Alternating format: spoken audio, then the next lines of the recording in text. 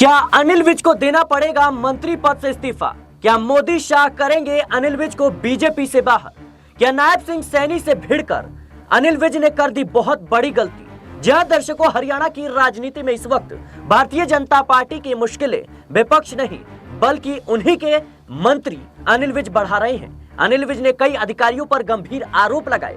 इसके साथ ही नायब सिंह सैनी को घेरते हुए नजर आए। उन्होंने कहा कि जब से मुख्यमंत्री बने हैं नायब सिंह सैनी, तब से उड़न खटोले पर घूम रहे हैं। अधिकारियों के खिलाफ जिस तरीके से उन्होंने बयानबाजी की और कहा कि मेरे खिलाफ मेरे अपनों ने ही साजिश रची, मुझे चुनाव हरवाने की कोशिश की, लेकिन इसके बावजूद उन अधिकारियों के खिलाफ कोई भी एक्शन नहीं लिया गया।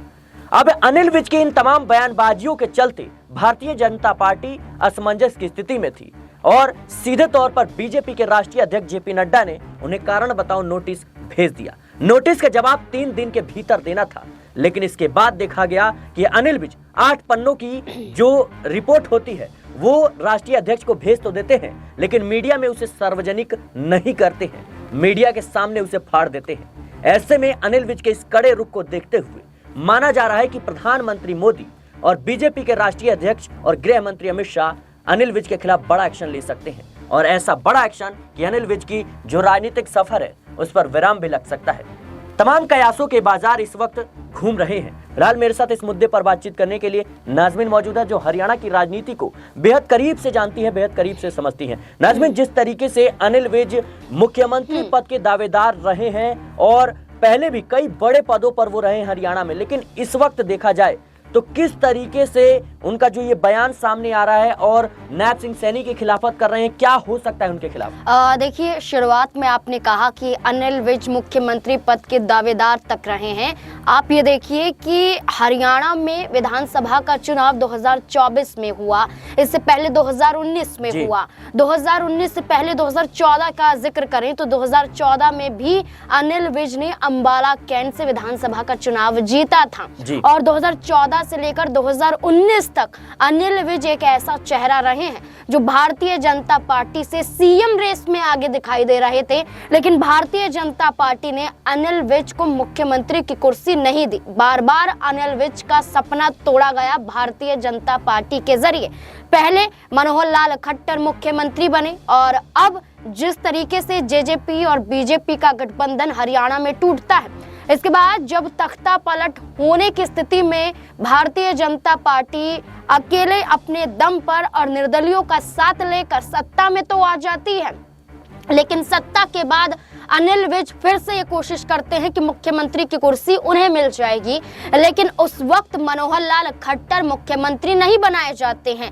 तो अनिल विज को ये लगा कि अब उनका सपना पूरा हो जाएगा, लेकिन भारतीय जनता पार्टी यहाँ पर नए चेहरे को लेकर आ जाती है, एक ऐसे सांसद को लेकर आ जाती हैं जो अनिल विज के राजनीतिक करियर के अनुसार बात की जाए तो हरियाणा में उनका जो अनुभव है वो कम नजर आता है। उम्र की बात करें तो जमीन आसमान का अंतर दिखाई देता है। नायब सिंह सैनी मुख्यमंत्री बना दिए जाते हैं। 2024 के विधानसभा चुनाव के परिणाम के बाद नायब सिंह सैनी फिर से मुख्यमंत्री बना दिए जाते हैं। तो अनिल विज की जो टीस थी वो धीरे धीरे कहीं ना कहीं अपने बयानों के आधार पर निकल ही रही थी और ऐसे में भारतीय जनता पार्टी के खिलाफ फिर से एक मुहिम अनिल विज ने छेड़ी, जिसमें यह आरोप लगाया गया कि शासन प्रशासन के कई अधिकारी और खुद प्रशासन की बात करें तो अपनी ही सरकार को घेरते हुए अनिल विज ने यह आरोप लगा दिया कि अंबाला कैंट से विधानसभा का चुनाव हराने के लिए शासन प्रशासन दोनों जिम्मेदार है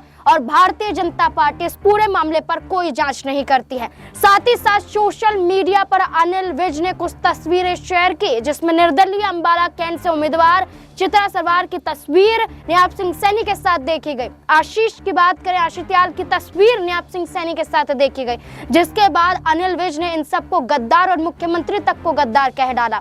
इतना ही नहीं, भारतीय जनता पार्टी के प्रदेश अध्यक्ष मोहन लाल बड़ोली, जिन पर दुष्कर्म के आरोप लगे हैं, जांच चल रही है और जांच चलने के दौरान पर ही अनिल विज उनके खिलाफ आवाज उठाते हुए नजर आए।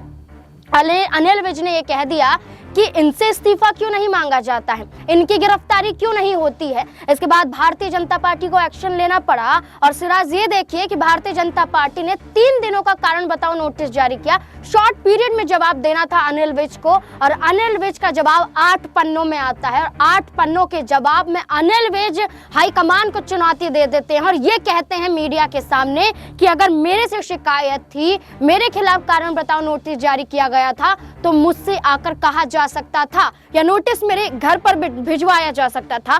मीडिया में सार्वजनिक क्यों किया, ये आरोप अनिल विज लगा रहे हैं। मुख्यमंत्री न बनने की टीस से लेकर गृह मंत्रालय, स्वास्थ्य विभाग का जिम्मा भी अनिल विज को नहीं मिल पाता है।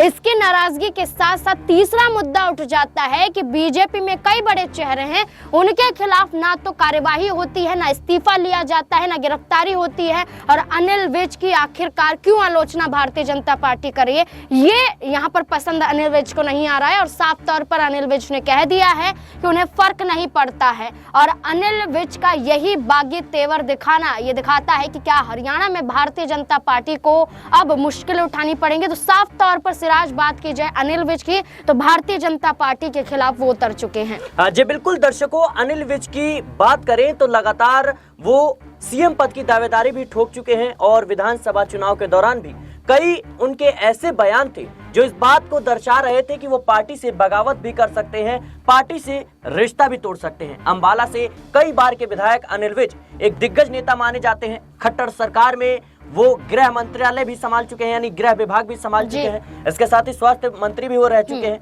और ऐसे में जिस तरीके से इस बार उन्हें उम्मीद थी कि शायद मुख्यमंत्री उन्हें बनाया जाएगा, लेकिन नायब सिंह सैनी को बना दिया जाता है, उसके बाद उनकी नाराजगी कई बार खुलकर सामने आ चुकी है। लेकिन नाज़मीन, जिस तरीके से अभी उन्होंने मीडिया के सामने अपना जवाब फाड़कर फेंक दिया, क्या लगता है आपको कि अब प्रधानमंत्री मोदी, गृह मंत्री अमित शाह और बीजेपी के राष्ट्रीय अध्यक्ष जेपी नड्डा कोई बड़ा एक्शन ले सकते हैं? क्योंकि देखिए पार्टी की मुश्किलें वो लगातार बढ़ाते रहे। देखिए अनिल विज की बात करें तो लगातार देखा जाए तो जब मुख्यमंत्री के तौर पर नायब सिंह सैनी को ये पद सौंपा गया था, तब अनिल विज ने ये कहा था कि ये फैसला ऐसा था जैसे मुझ पर, यानी कि मेरे ऊपर बम फोड़ दिया गया हो, एक बम शेल गिरा दिया गया हो। यानी कि उन्हें इस बात का अचंभा था कि भारतीय जनता पार्टी ने एक सांसद को मुख्यमंत्री बना दिया।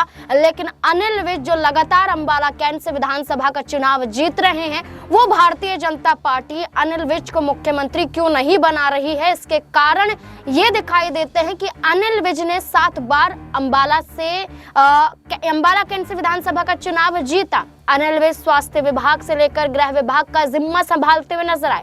लेकिन अनिल विज के पास ना तो अन्य विधायकों का समर्थन है, ना ही उनके समर्थक विधायक देखे जाते हैं।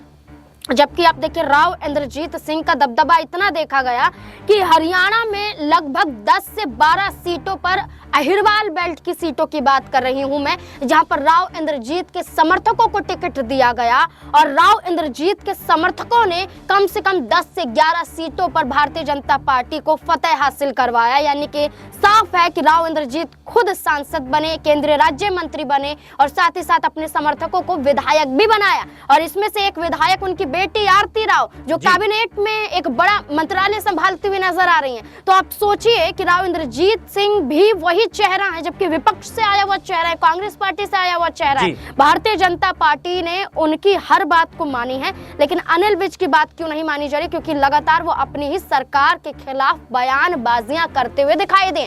शायराना अंदाज में अभी भी अनिल विज ये कहते हैं, एक कार्यक्रम में जाते हैं, उद्घाटन समारोह होता है, रिबन काटना होता है, उस दौरान ये कहते हैं कि मुझे कैंची की जरूरत नहीं है, मैं तो हाथ से ही काट देता हूं। यानी कि वो ये दर्शा रहे हैं कि उन्हें सिर्फ अपने बयानों से मतलब है, चाहे वो अपनी ही सरकार को क्यों ना फंसा रहे हो। ऐसे में भारतीय जनता पार्टी को नुकसान हो सकता है। देखिए अनिल विज पहला चेहरा नहीं है, मैंने शुरुआत में ये भी बात कही है। लगातार अगर हम चर्चा कर रहे हैं तो इसमें राव नरबीर जैसे कैबिनेट मंत्री का नाम भी सामने आ जाता है, जो भ्रष्ट अधिकारियों के खिलाफ बोलते हुए अपनी सरकार को घेर लेते हैं। राम कुमार गौतम की बात करें, इन्हें मंत्री पद नहीं मिलता है, ये विधायक है, नाराज हो जाते हैं। रामविलास शर्मा पूर्व विधायक हैं, गिरफ्तारी की तलवार लटकी हुई है, लेकिन बीजेपी का कोई भी बड़ा चेहरा उनके समर्थन में नहीं आता है। तो ये चेहरे हैं जो भारतीय जनता पार्टी से नाखुश है। देखिए सिराज, मैं आंकड़ों की बात कर लेती हूँ। विधानसभा चुनाव का जो परिणाम अभी हाल ही में आया है, 2024 की बात कर रहे हैं विधानसभा चुनाव की, उस दौरान 48 सीटें भारतीय जनता पार्टी ने जीती। बहुमत का आंकड़ा आपको भी पता है कि 90 में से 45 बहुमत का आंकड़ा है। कितनी सीटें ज्यादा जीती हैं भारतीय जनता पार्टी ने? मात्र 3 सीटें ज्यादा जीती हैं।